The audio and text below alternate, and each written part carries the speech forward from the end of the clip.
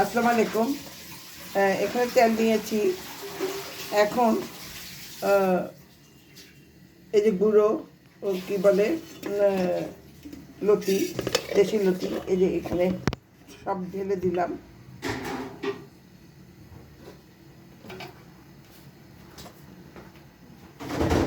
এখন আমি এই মশলাটা দিচ্ছি। এই যে দেখেন, এখানে হলো হলুদ, মরিচ, রসুন, পেঁয়াজ এবং কাঁচা রসুনও দিয়েছি, বাটা রসুনও দিয়েছি এবং ধনিয়া, এগুলো একসাথে করে দিই।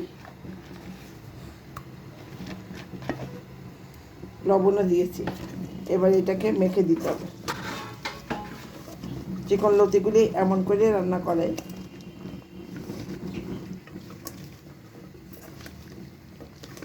যত মাখবেন তত ভালো হবে।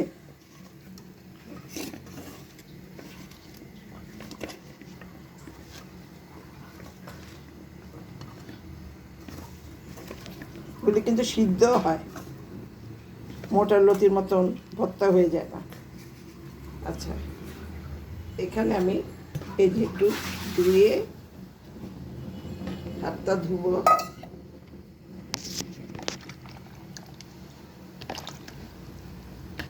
হাতটা ধুয়ে একটু পানি দিলাম।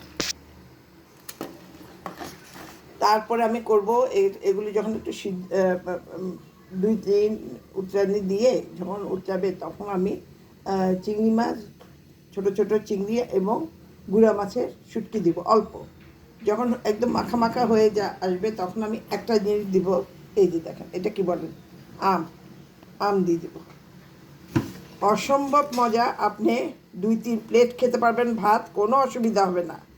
মনে হবে বৈশাখী বৈশাখী একটা ভাব। ধন্যবাদ জানাই, এইভাবে রান্না করে খাবেন।